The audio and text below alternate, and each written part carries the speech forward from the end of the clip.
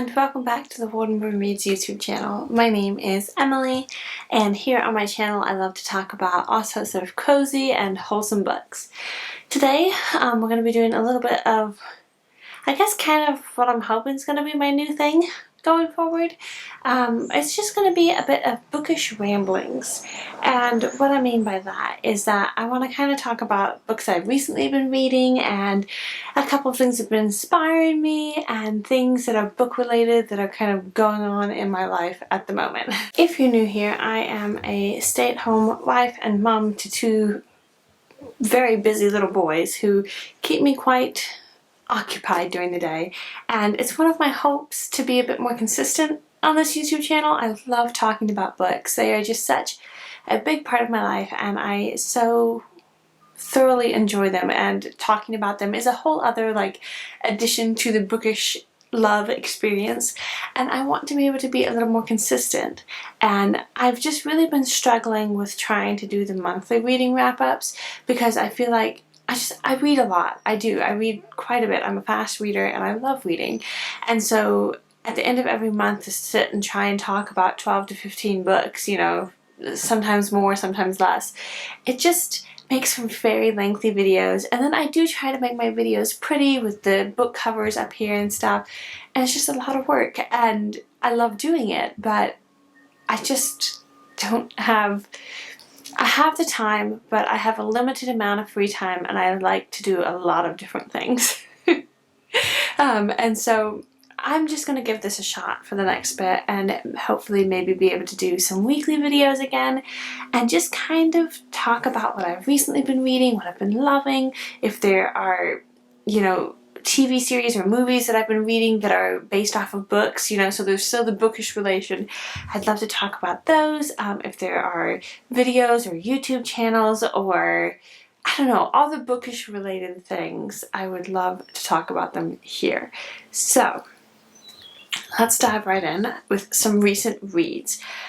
Since the beginning of April, I have been reading a few different books, and I felt like I was in a bit of a reading slump in that I just wasn't loving the books I was reading. Like, I didn't dislike them, but I wasn't just loving them, and I just couldn't wait to pick them back up.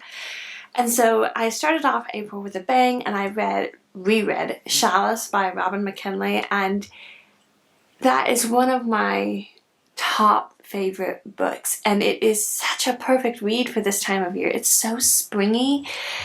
I would describe it as a fantasy fairy tale because I think it blends a lot of the old-fashioned style fairy tale aspects with like a bit more fantastical, like modern-day fantasy elements to it, and it is just a delightful story. It is about, I believe it's pronounced Mirasol, who lives in this...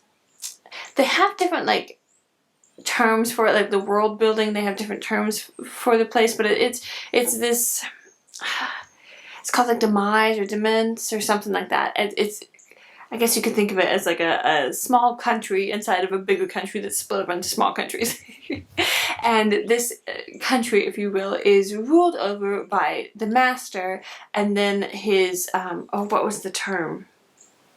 It's basically his advisory group, and there's all sorts of different specific fantasy names for them. And so there's master, and then the Chalice is a woman, and she is like number 2, and it's got all those like magical elements to it where the Chalice, she has to prepare the Chalice cups for like different meetings and things, and so she needs to make sure that the cup has the blending that is right for the meeting. So for a new person coming in, that person would be well bound up to the current group, and that there would be good results from the meeting. And I don't feel like I'm describing it the best, but Mirasol is the Chalice, and she's been a newly not promoted or elected, but the newly chosen Chalice. And there was this tragedy that happened that the previous master and Chalice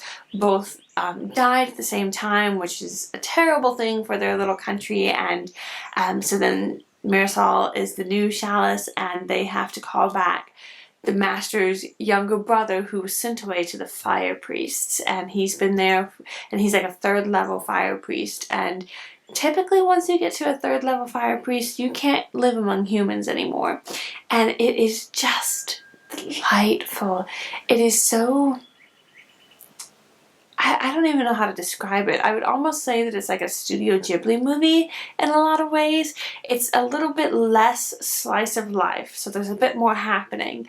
But it's just, it talks about like the countryside and the earth lines. The earth lines were weeping and mourning, and she's trying to bind this country back together and keep it for the new master. And there's plots and intrigue that's going on, and it talks about how when she was chosen to be Chalice, all these different things started happening, because she was just a wood, what was it? It's not woodcutter, is it? It's wood something, where she was just living in her cottage in the woods, taking care of her goats, taking care of her bees, and taking care of her assigned section of land, if you will. And then she's chosen as Chalice, and all this crazy stuff starts happening, and then she has bees that she's keeping, so it talks so much about bees and honey, and oh, it's delightful. It's so delightful. I have read it so many times, and I'm a little, honestly, now that I think about it, surprised that I don't own a physical copy of this book, because it is just one of my favorites. So, I was thrilled to start off reading that at the beginning of the month, and I just read it on my Kindle. I got it from the library through the Libby app. And then I kind of was in the mood for a bit more, I don't know if you'd call it in-depth literature, but if you've been following my channel for a while, you know that I love a sweet, cozy, wholesome romance. One of my all-time favorite types of books, and particularly in the season of life that I'm in right now, being a busy mom of 2 little boys, my brain only has so much space into it, space to spare for a book story, and so reading lighthearted, cozy books like that is just amazing. But I felt myself really itching for something a bit more in depth. And in March, I ended up reading, or rereading again, Pride and Prejudice by Jane Austen, and I also watched the 1995 BBC miniseries. Oh, it was so good. I was kind of reading and watching at the same time. Like, I would read a bit, and then I would watch a bit, and then read a bit, and watch a bit, and then I got so interested into the book that I finished out the book, and then came back and finished out watching the rest of the series. And oh, it was so much fun to do it that way. I've never done it that way before, and it was delightful to see how similar the miniseries is to the book, and how many direct quotes they took from the book and put in the miniseries that I had no idea that they did. Like, it was just amazing, and I loved the experience of doing it that way. I have been wanting to reread North and South by Elizabeth Gaskell. Is it just Elizabeth Gaskell? I feel like I keep wanting to call it Elizabeth Cleghorn Gaskell. It is Elizabeth Cleghorn Gaskell. Okay, but on the book, it's just Elizabeth Gaskell. I read it again, and I've been in the mood to reread it for a while. After that delightful experience of reading and watching Pride and Prejudice, I thought, you know what? I'm going to try and read and watch North and South. And I didn't end up watching it at the same time. I just started the first episode a couple nights ago, but I did read through North and South, and oh, this book is so lovely. It talks about Margaret Hale, and she is living with her parents, and her father was a curate or a preacher in this English countryside, and he starts having some convictions and doubts, and he decides he is no longer comfortable with being a preacher. It's just a vicar. I can't remember what the official technical term is for it. And so he moves his whole family down, I guess it's up, because they're in the south, they're living in the south of England. They move north to Milton, which is a factory manufacturing town. It's all about manufacturing cotton, and it is a complete culture shock for them, and so they have to learn to live in this new town, new place, and just all the different experiences that they have to get used to. And one of the main mill owners in Milton is John Thornton, and he, of course, is the main male character, and he is so different from the type of men that Margaret has ever met before, and so they kind of clash a good bit at the beginning of just, in some ways, butting heads and disagreeing on different things, and I can't describe it quite right, but it is such a lovely, lovely book. I have watched the miniseries many times, and I am very excited to finish rewatching it. My husband is going to be out of town next week, and so I think that's what I will probably do, is rewatch North and South next week, and I'm very much looking forward to it. But yeah, it was just a delightful experience, as always, rereading this. I first read it a few years ago. I actually, weirdly enough, like this was many years ago, listened to the audiobook version of North and South, and it was so lovely. I think I found it on like LibriVox, and it was just a free audiobook recording, and I listened to it and I really enjoyed it, and then I have reread it a couple times since then, and it is just such a pleasant story, and there's a lot of hard things in real life, and oh, it's so good. Well, I finished this one, and I was like, you know what? I have been meaning to read Elizabeth Gaskell's Cranford for many years. I bought this edition of it at like a library book sale. Oh goodness, I couldn't tell you when.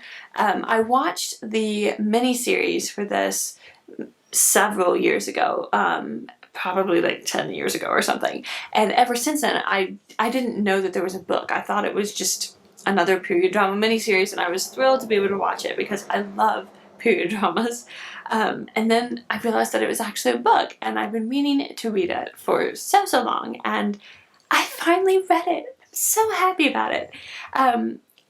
This is very, how would I describe it? Episodic, I think, is how I would describe it, where it's based off of, does it ever tell the name of the narrator? It's from the first person perspective, and I think it's Mary, but I can't remember if that's just because that was what her name was in the miniseries, but I think it is Mary. She is a young lady who comes and is visiting this town of Cranford, and in the town of Cranford there are a lot of older spinster ladies, and it's very like slice of life, simple, like what do these little old ladies get up to in this tiny town? And it was so fun. And again, this is another one I need to rewatch the miniseries now, because from what I remember, it quite closely followed the book. I will say there was one thing, so this is a spoiler for the miniseries and kind of for the book, so if you don't want to hear it at all, I'll put a timestamp up here. It's just a little thing. In the miniseries, there is Martha. She's the servant to Miss Maddie Jenkins, and she's just this lovely young woman. She ends up getting married to Jim, and they have a little girl. And in the miniseries, they make Martha die. And I was like on edge the whole time I was reading this book, once it got to a certain point where I was like, okay, in the miniseries, this is about when they, you know, made her kick the bucket. And she doesn't die. She doesn't die in the book, and I was so happy and so thrilled and so annoyed as to why they would put that in the miniseries. Like, come on. Maybe there's a second book or something that I don't know anything about. I'm not entirely sure, but I was just so happy about that. Like, I got to the end of the book and I was like, oh, thank goodness, Martha didn't die. Oh, man. It was like, it was stressing me out at a certain point, because it's just...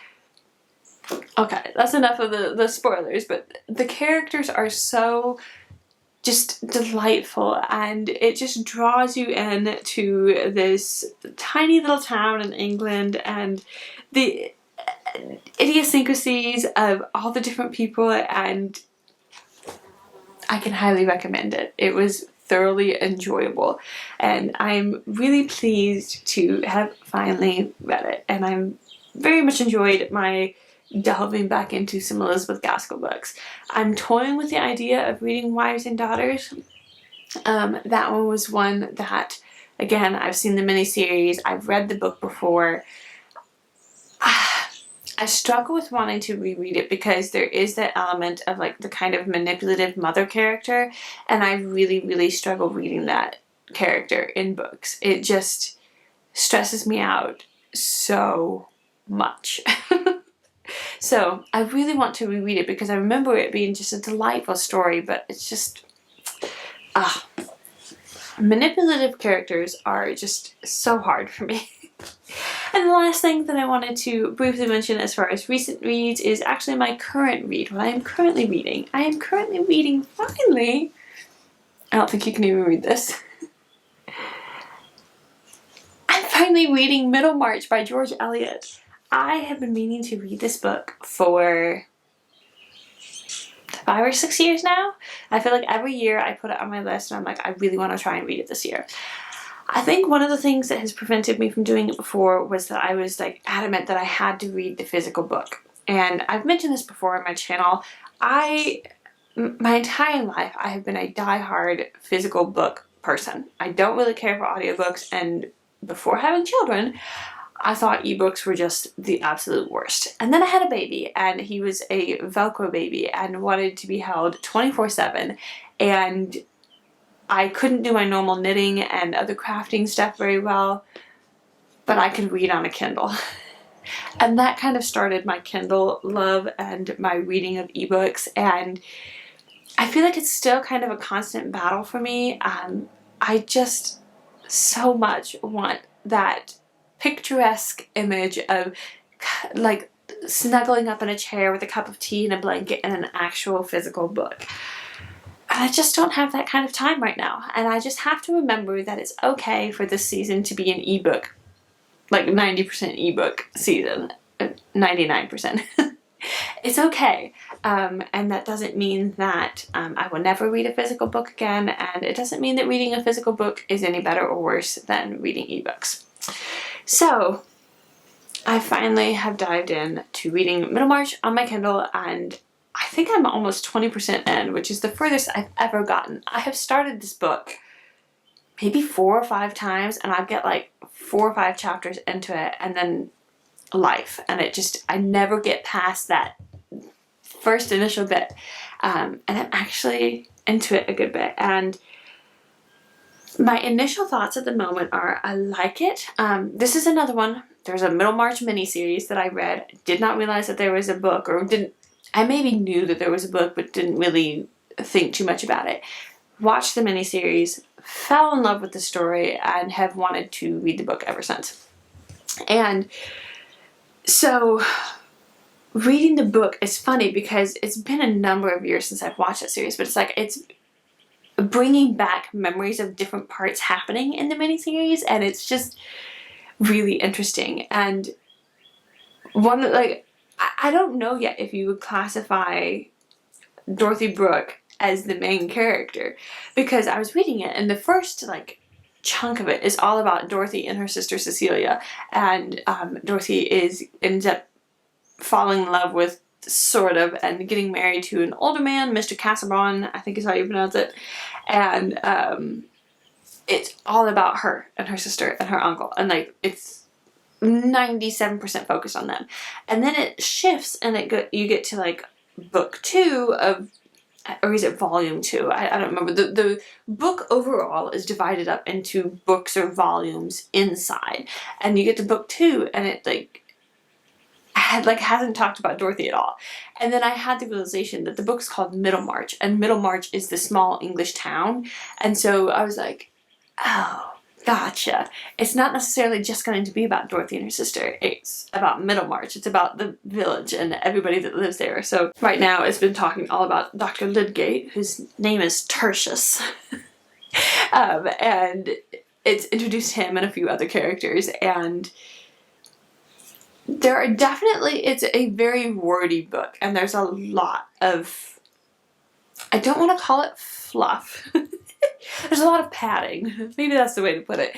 There's extra stuff where it kind of goes off into like these I don't know, reflections on humanity and this small town. And oh yeah, by the way, we're back to talking about this main character, but then back to this random thing, and then back to talking about the character. And it's just, it's an old classic book, and it's just a very different reading experience, and I'm okay with that. That's fine. But not gonna lie, I have skimmed some sections a bit where it's like I kind of get the gist of it, and I'm like, okay. So that's my reading at the moment. I have a few other books that I want to get to. I'm hoping to maybe read a few more fairy tale retellings and reading some more, or rereading some Robin McKinley books, and possibly trying out some other like fantasy type books. I don't know. I'm just kind of going where the mood takes me, because that's the other thing that I'm trying to embrace, is that I am just such a mood reader, and I try to read things in the appropriate season and whatnot, but if I'm not in the mood for it, it just does not happen. I feel like I'm like banging my head against a brick wall trying to get myself to finish reading the book, and it just doesn't want to happen right now. And so I'm trying to lean into that a little bit, and I'm enjoying it. I'm probably going to really try to focus in on Middlemarch, because I have a feeling if I put it down, I'm not going to pick it back up. And I really want to read it. I want to read it so bad. It is a fat book. It is so big. So we'll see if I can get through it. But just a couple other little bookish things before I wrap this video up. Amy of Hearth Ridge she has a blog, and she's been doing a blog post like every single day, which is just delightful. I love blogs so much. I miss blogs. I am no longer on Instagram at all. I've just gotten off of that. So pretty much the only social media I have is YouTube, and then an app called Telegram, which is like a messaging app, and I'm in some knitting groups on there. And I just miss blogs, and I miss blog posts, and I have for years. I love the whole blogging thing. It's just so fun. And so I'm thrilled that Amy is writing more blog posts. And she did one recently where she was talking about a few of her favorite booktube channels and book journaling channels. And I love the idea of journaling. And there was at one point, it was after... I think it was after my first little boy, when I was like postpartum with him, and there was this YouTube channel called Our Land, and as far as I know, it's not active anymore, but it was the most beautiful journaling channel ever, and I adored it. And I went and I got a bunch of different journaling things, stickers, and a like 6-ring binder journal with like pages that you could put in and take out, and I got a little box's worth of journaling stuff, glue and different stuff, and I just haven't really touched it. And I think, or maybe it was before he was born. That's what it was. It was before I had kids.